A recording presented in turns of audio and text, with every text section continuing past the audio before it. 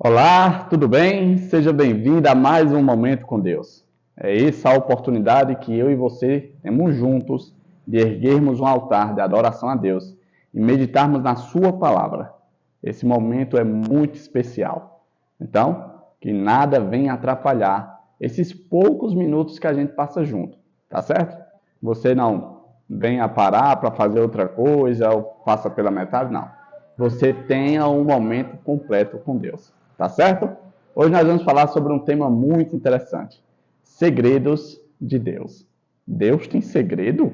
É o que nós vamos descobrir hoje, tá bom? Mas antes de meditarmos na palavra de Deus, antes de estudarmos a Bíblia, eu quero convidar você a fechar seus olhos para nós fazermos a nossa oração. Vamos orar? Oremos então. Senhor Deus, estás nos céus, como é bom estar na tua presença novamente. Como é bom meditar na tua palavra. E melhor ainda é entender o que o Senhor quer falar a nós. Por isso, nós clamamos e suplicamos a presença do teu Santo Espírito. Que ele esteja conosco, nos dando entendimento e sabedoria. Essa é a nossa oração, em nome de Jesus Cristo. Amém.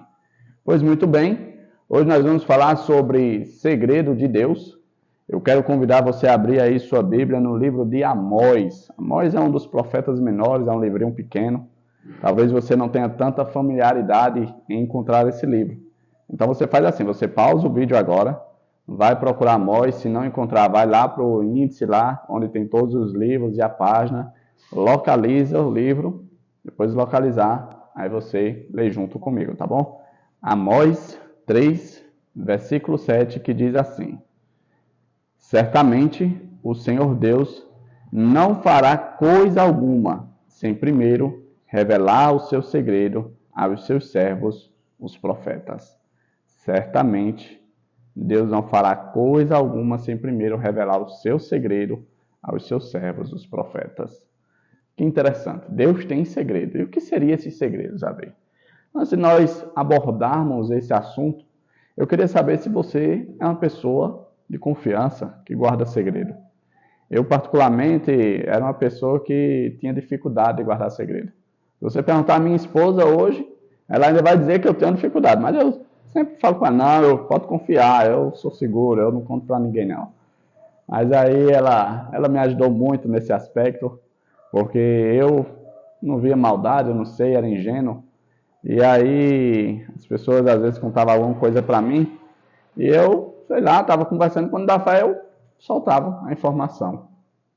E aí, por conta disso, eu já causei muito problema, infelizmente. Mas aí a gente aprende, amadurece e continua crescendo e amadurecendo, não é mesmo? Existem algumas profissões que, na ética profissional, uma das prerrogativas que eles têm é guardar segredo. A gente poderia, por exemplo, citar psicólogo, psiquiatra, médico, advogado, ou seja, pessoas que, dentro do seu ofício do trabalho, elas são ali confidenciadas com alguns segredos e elas não podem contar para ninguém. Né? O paciente, cliente fala ali com ela e ali conta ali seus segredos no âmbito pessoal, e essas pessoas que escutam devem guardar para si esse segredo, dar ali conselho se for preciso e necessário, mas não pode vazar para ninguém. E aí? Você é uma pessoa que consegue guardar segredo? Bom, a Bíblia fala que Deus tem segredo. E uma coisa interessante que a Bíblia diz que Deus, antes de fazer qualquer coisa, ele primeiro revela o seu segredo para o seu povo, para os seus profetas. Antes de tomar qualquer decisão, seja boa ou seja ruim aos nossos olhos, antes de Deus fazer qualquer coisa, ele primeiro revela o seu segredo. Isso a gente pode ver, por exemplo, no livro de Isaías. Isaías foi um profeta no Antigo Testamento, e lá tem uma profecia bem interessante, que até mesmo mostra a veracidade da Bíblia, né, e a veracidade da existência de Deus, porque Deus falou para Isaías que no futuro um servo dele chamado Ciro seria responsável por libertar o seu povo do cativeiro. Isaías vivia numa época em que o povo de Jerusalém, o povo de Deus, ainda não tinha sido levado para cativeiro na Babilônia, onde ali eles passaram 70 anos. Porém, Deus já tinha anunciado o que iria acontecer e já tinha revelado a seu profeta, Isaías. E Isaías anunciou o que iria acontecer. Quando Daniel percebeu que estava chegando, estudando ali os escritos de Jeremias, que estava próximo dos anos 70, de cumprimento da profecia de Jeremias, ele foi falar ao Senhor, orou ao Senhor para que se cumprisse a palavra de Deus. E aí Ciro deu a autorização para que o povo voltasse para Jerusalém e reconstruísse os muros e o templo. Cerca de 150 anos antes, Deus já tinha revelado. A gente olha no livro de Daniel também, lá Deus mostra como iria ser a sucessão dos reinos que teriam poder, de certa forma, mundial na época. E ali, no livro de Daniel, a gente vê no período Babilônia, e aí você diz, isso não é nem uma revelação, Daniel viveu no período de Babilônia, ele foi levado para a Babilônia. Certo, mas quem seriam os próximos reinos após Babilônia? Na cabeça de Nabucodonosor, o reino dele duraria para sempre. Mas Deus disse que não seria dessa forma, que o reino dele iria passar.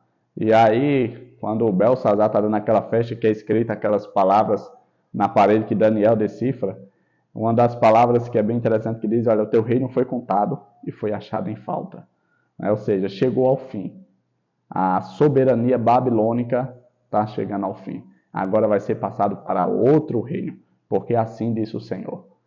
E aí, após Babilônia, veio os Medos e os Persas, depois veio a Grécia, depois veio Roma. Daniel não viveu no período desses reinos. Daniel chegou até a época dos Medos e Pérsia, porque ali, quando Babilônia foi destruído, Daniel ainda estava vivo. Mas a Grécia que veio em seguida, Roma que veio em seguida, e os outros reinos que foram anunciados por Daniel, Daniel não chegou nem perto de viver nessa época. Mas o Papai do Céu já tinha revelado para ele, já tinha anunciado para ele. E hoje, Deus quer, de certa forma, anunciar algo muito importante para mim e para você. Que muitas vezes eu e você já sabemos, mas não tratamos com a relevância correta. Sabe qual é o segredo? Ele está para voltar. Se você olhar para as coisas que estão acontecendo no globo, no mundo, você percebe que são coisas, de certa forma, anormais. E aí você pode até dizer, não, Davi, guerra sempre teve, desastre natural sempre teve, fome, doenças, tudo isso sempre existiu no mundo. Não há nada de novo. De fato, você tem razão. A única questão é a intensidade que as coisas estão acontecendo. É como se, de fato, fosse uma mulher que estivesse entrando ali em período de parto, né, sofrendo com as dores de parto, que o tempo entre o espaço de uma dor e outra fosse diminuindo, ou seja, fosse se intensificando. E é exatamente essa analogia que a Bíblia faz para o breve retorno de Jesus. O breve retorno de Jesus será como as dores de parto, que vão se intensificando pouco a pouco até que chega ao clímax. E aí Jesus volta. Esse segredo a Bíblia já revelou. E hoje eu estou sendo, de certa forma, um instrumento de Deus para te anunciar. Deus já deixou claro na palavra dele esse segredo. A questão é, você vai dar ouvido ou não? Veja o que diz no capítulo 5, verso... Deixe-me ver, cadê? Verso 6 de Amós. Capítulo 5, verso 6, diz assim, ó. Busquem o Senhor e vocês viverão. Ou, em outras palavras, deem ouvidos aos segredos de Deus. Preste atenção àquilo que Ele está revelando para você. Dê ouvido, escute, bote em prática, viva. Se vocês querem viver, se vocês querem vida, vocês precisam dar ouvidos a Deus. Do contrário, Ele irromperá na casa de José como fogo que consome, e não haverá em Betel quem consiga apagá-lo. Meu amigo, Jesus está voltando. E eu e você precisamos nos preparar para isso. Nós precisamos estar pronto para quando Ele voltar. A Bíblia não fala quando é.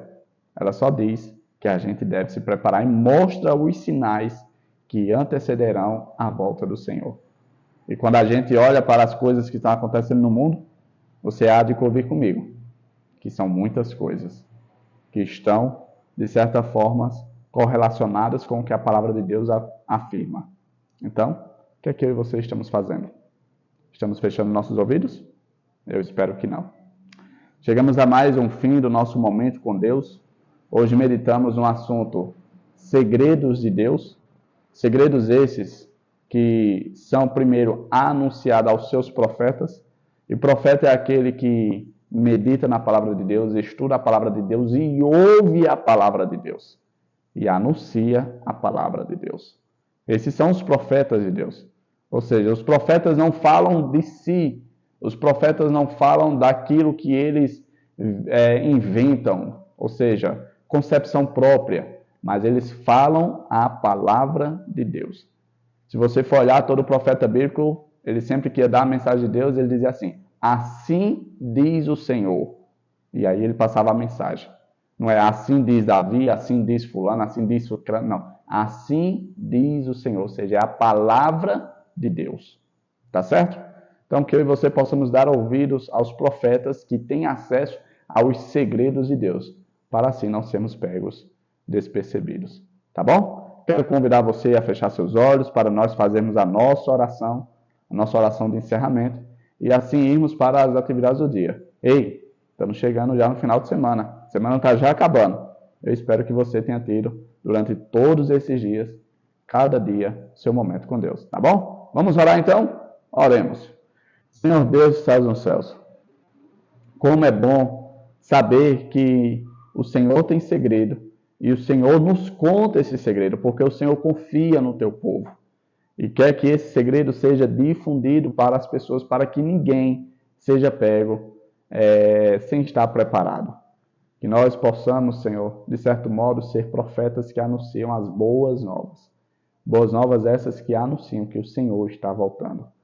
Que o Senhor venha, que o teu reino venha, para assim nós não termos um único momento, mas estarmos constantemente na tua presença. Essa é a nossa oração, em nome de Jesus Cristo. Amém. Foi um prazer estar com você. Que Papai do Céu te abençoe, tá bom? Que teu dia hoje seja repleto de bênção, de paz, de alegria. E outra, se você não está com um dia muito legal, se a noite não foi muito boa, vá até a fonte de alegria, que é Jesus. Busque nele. A palavra de Deus diz: se está cansado, venha até mim, que eu lhe darei descanso. Nós vamos trocar os fardos. Eu vou colocar sobre você o meu fardo. Ele é leve, ele é suave. E eu vou carregar o seu. Então, querido, não vai atrás de outra coisa. Busca Jesus, porque ele sempre foi e sempre será a solução dos meus problemas e dos seus também. Tá bom? O nosso encontro está marcado para amanhã. Não se atrase. Não faça qualquer outra coisa. Vá até a presença de Jesus, para eu e você termos um momento com ele. Não existe nada melhor, nada mais importante que eu e você possamos fazer no dia de hoje. Tá bom? Até a próxima. Eu te vejo amanhã, tá certo? Tchau, tchau.